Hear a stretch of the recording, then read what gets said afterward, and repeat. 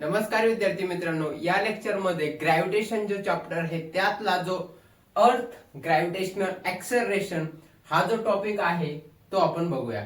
सगळ्यात पहिले अर्थ ग्रॅव्हिटेशनल ऍक्सेलरेशन समजून घेण्याच्या अगोदर ऍक्सेलरेशन काय आहे ते एकदा क्विक आपण बघून घेऊ। ऍक्सेलरेशन म्हणजे काय असतं? Change in velocity. काय? Change in velocity with respect to time.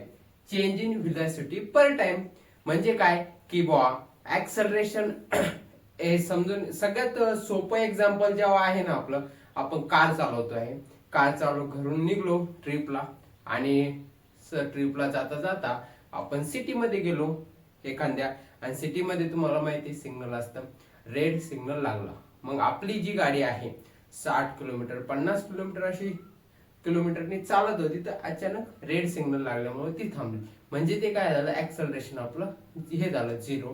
आणि मग जेव्हा कधी सिग्नल सुटलं परत आपली गाडी झिरो वरून परत 20 30 40 50 अशा स्पीडने चालायला लागली। म्हणजे काय, जी आपली गाडी आहे चालवतो आपण कार फोर व्हीलर, तिची जी स्पीड आहे चेंज होते विथ रिस्पेक्ट टू टाइम किंवा आजूबाजूची जी सराउंडिंग आहे त्याच्यावरून। एक एक्झाम्पल आहे ऍक्सेलरेशनचं। बर, हे ऍक्सेलरेशन आहे change in velocity with respect to time, हे आपला कन्सेप्ट। पण मग हे ऍक्सेलरेट कधी होतं? जेव्हा आहे बघा एखादा ऑब्जेक्ट आहे असा, ऍक्च्युअली त्याच्यावर जेव्हा आपण फोर्स अप्लाय करू, फोर्स अप्लाय करू, तेव्हा तो ऑब्जेक्ट काय होतो, ऍक्सेलरेट होतो। म्हणजे इथं पण फोर्स, म्हणजे एखादा फोर्स आपण अप्लाय केला ऑब्जेक्टवर, हा ऑब्जेक्ट आहे आपला, त्याच्यावर हा फोर्स अप्लाय केला, मग तो ऑब्जेक्ट ऍक्सेलरेट होतो। ऍक्सेलरेट म्हणजे काय, त्याची पोझिशन वगैरे आणि स्पीड वगैरे चेंज होईल। ओके, म्हणजे हे फोर्स मुळे होत आहे। तर मग इथं पण लक्षात ठेवा, अर्थ कडं काय आहे, ग्रॅव्हिटेशनल फोर्स, मग तो पण एका प्रकारचा काय आहे, फोर्सच आहे। आणि मग त्या ग्रॅव्हिटेशनल फोर्स मुळे ऑब्जेक्ट ऍक्सेलरेट होतोय, ह्याच फेनॉमेनाला acceleration due to gravitational force म्हणलं जातं। ओके, बघूया आपण काय आहे, डेफिनेशन काय आहे याची। हे बघा, ऍक्सेलरेशन काय, acceleration due to gravitational force of earth, it's called as acceleration due to gravity और ग्रॅव्हिटेशनल फोर्स। म्हणजे आपण एक सिंपल बघितलं होतं की फोर्स लावला तर ऍक्सेलरेशन होतं कोणत्या पण ऑब्जेक्टला।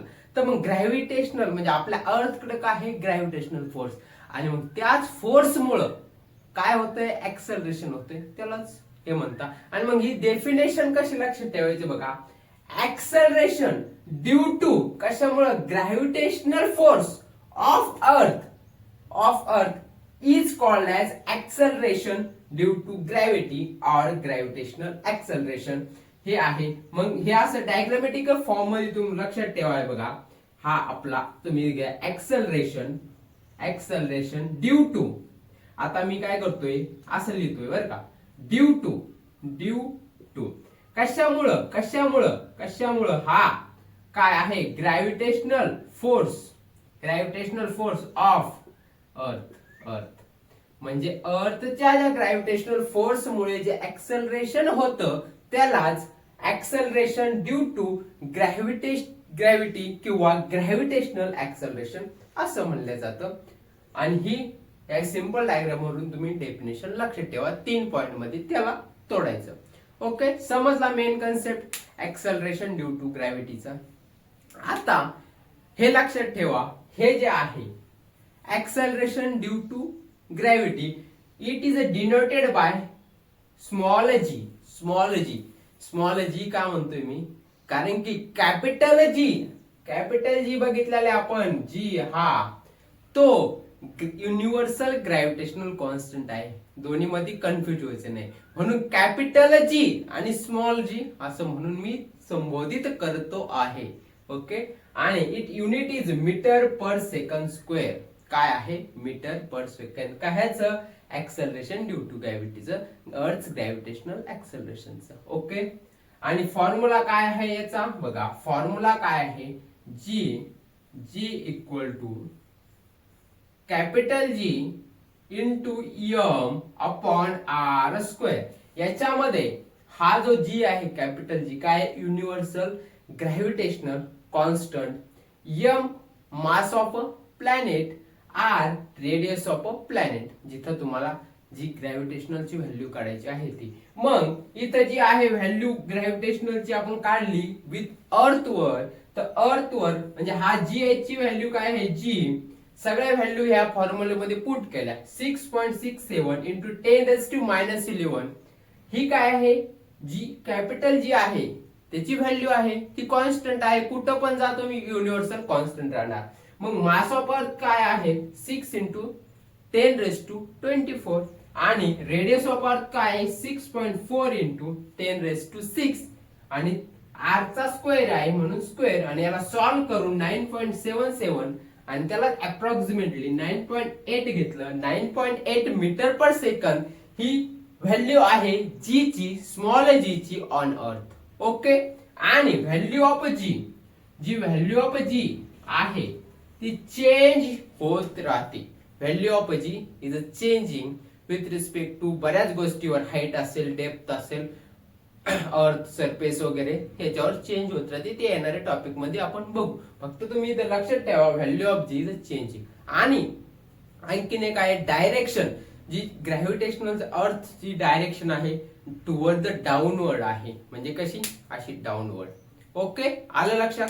डेफिनेशन काय आहे वगैरे कसं काय समजलं. ही डेफिनेशन मी तुम्हाला एकदा समजून सांगू का परत, का तुम्ही कमेंट मध्ये सांगा. हे बघा, एकदम सिंपल याच्यामध्ये आपण तोडलेला आहे याला एकदम सिंपल भाषेमध्ये बघा. ऍक्सलरेशन, ऍक्सलरेशन पूर्ण लिहा. ऍक्सलरेशन ड्यू टू, कशामुळं, due to gravitational force of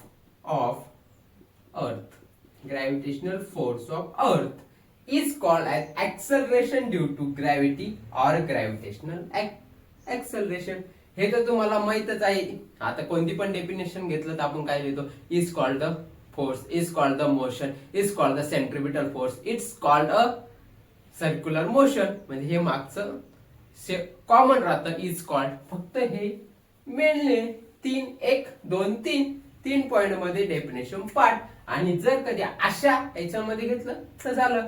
तर मग याच्यावर जर कधी क्वेश्चन आला अर्थ ग्रॅव्हिटेशनल ऍक्सलरेशन, मग काय करायचं, डेफिनेशन लिहायची.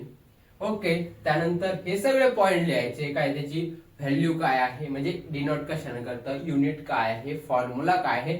फॉर्म्युला लिहिताना जी काय आहे, एम काय आहे, आर काय आहे ते लिहायचं. मग त्याची व्हॅल्यू ऑन अर्थ काय आहे हे लक्षात ठेवा. ह्या जी ची व्हॅल्यू मास ऑफ अर्थ आणि रेडियस ऑफ अर्थ, आणि एक व्हॅल्यू ऑफ जी चेंजिंग. हे एक असे 5-6 पॉइंट लिहायचे, तुम्हाला मार्क्स इझिली भेटून जाते. ओके, चला. अशाच व्हिडिओसाठी आपल्या चॅनलला लाईक करा, शेअर करा आणि सबस्क्राईब करायला विसरू नका. भेटूया नेक्स्ट व्हिडिओ मध्ये. तोपर्यंत धन्यवाद.